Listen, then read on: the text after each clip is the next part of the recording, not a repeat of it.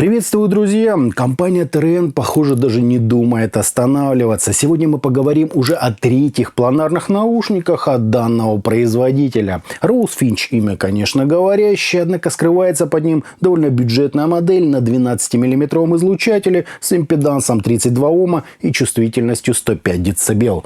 О них сегодня и говорим. Поехали! Пришли наушники в небольшой коробке с изображением героев обзора и указанием, что внутри стоит 12-мм планарный драйвер. В комплект нам положили пакет документации и 3 набора силиконовых амбушюр, где так называемые кристаллы представлены только средним размером. А вот кабель реально удивил. Толстый, витой, со сменным штекером и сопротивлением на каждой из жил равным 0,25 Ома. Прекрасный кабель, которым вполне можно пользоваться. Сами чашечки с внутренней стороны выполнены из пластика с отверстием для компенсации и средним по габаритам звуководом, а с внешней это металл, стилизованный, скорее всего, под жабры, из-под которых видна сеточка вентиляции. Примерно так же украшает свои наушники и компания FiiO.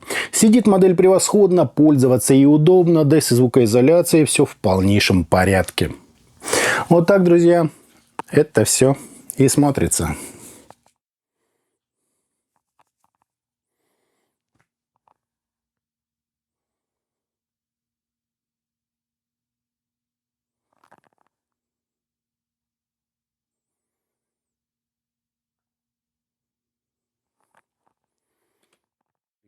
По измерениям у нас быстрый, как в игровых решениях, импульс, не слабые такие расхождения между левым и правым каналом и искажения в пике, достигающие 0,4%, что очень достойно. Фаза ведет себя естественно, а затухание на 30 и 60 дБ составляют где-то 63 и 95 миллисекунд без каких-либо возмущений. По АЧХ же мы имеем подъем низких частот на 10 дБ с правильным заходом на середину. Аналогичная амплитуда выделения области разборчивости, еще более сильный акцент на имитации ушной раковины и третья ступенька вверх на усиление резкости звучания. Это, откровенно говоря, уже не очень хорошо, однако дальше производитель делает просто гигантскую яму, чтобы ничего у нас не свистело и не резало, а после еще сильнее акцент на 14 кГц, наверное, чтобы мы точно оценили верха.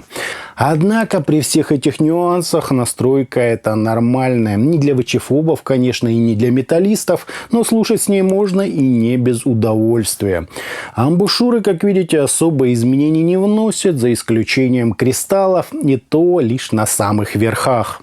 На слух особого расхождения между каналами я здесь не ощущаю. В плане подачи же мы имеем тот самый узнаваемый планарный почерк. Практически без тембрального объема, с некоторой сухостью, но прекрасным разрешением и превосходной выразительностью. Относительно передачи сцены в глубину тоже без нареканий. Инструменты оркестра хорошо позиционируются и обладают свойственной им мелодикой. С поправкой, конечно, на немного неестественный характер самого излучателя. Натуральным такое звучание назвать очень сложно, тем более, что баланс заметно так перегнут в сторону высоких частот, а значит, звучать они будут ярко, и от этого никуда не деться. Зато все слажено, четко и сверхдинамично. Бас логично переходит в средние частоты, а они, в свою очередь, перетекают в верха.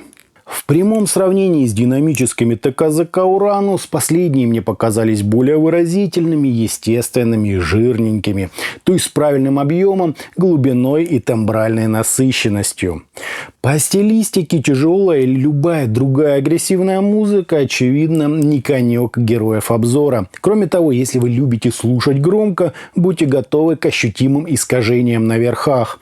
На джазе же, ритм-н-блюзе или фанке все более-менее нормально. Даже есть явный такой эффект кристальной чистоты. До идеала, конечно, здесь очень далеко, но на фоне «Уранус», за исключением характера излучателя и общей настройки, я особой разницы не заметил. Rose Finch, естественно, беспредельничают на самых верхах и имеют более воздушный такой спокойный характер, в то время как «Уранус» комфортнее и намного лиричнее.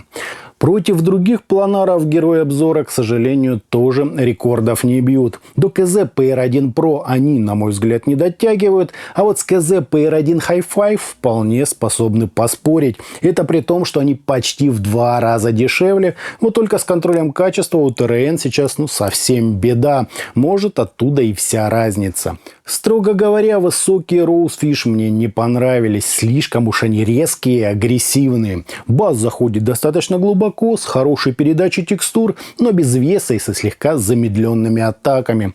Середина же тут чуть ли не эфемерная, подробная, со свойственной планарам легкостью, воздухом и подчеркнутой нейтральностью. Мелодичность и выразительность они, конечно, тоже передают, однако акцента на том не ставят, из-за чего звук кажется гораздо спокойнее и суше. То есть они излишне резкие на верхах, но с неплохой передачей вокала, баса и различных акустических инструментов. Для всего электронного и электрического данная модель не так хорошо приспособлена. Кроме того, черные и белые амбушюры из комплекта вообще никуда не годятся, так что стоит заранее позаботиться о чем-то покачественнее. Сам я для этих целей использовал известный всем KBR-07. Ну и напоследок позвольте напомнить, что любым планарным наушникам требуется очень много мощности, отчего аналоговый выход вашего смартфона или планшета, а также маломощные ЦАПы, скорее всего, не подойдут. Я бы рекомендовал решение от 100 мВт на 32 Ома нагрузки и даже выше. Итогом полуоткрытые магнитопланарные наушники ТРН Rosefish порадовали меня превосходной посадкой и отличным модульным кабелем на 3,5 мм. По звуку же, как говорится, есть вопросы. Высокие зачем-то слишком приподняли, тем самым сместив баланс и оттолкнув весь пласт ценителей агрессивной музыки. В металле на верхах творится лютый кошмар. Если же вы слушаете спокойную музыку и не на максимальной громкости, то герой обзора порадует вас действительно неплохой по глубине сценой, достойным разрешением и тем самым планарным характером, за которым многие прямо гоняются. В убийцы топов они явно не метят, но с теми же КЗ вполне способны потягаться. Увы, далеко не универсальное решение, да и с контролем качества у производителя сейчас явные проблемы. Так что рекомендовать эту модель я вам, друзья, не буду. А на этом у меня все. Это были наушники ТРН Rosefish. Всем добра. Подписывайтесь, жмите лайк и присоединяйтесь ко мне во ВКонтакте и Телеграме. Всем, друзья, добра.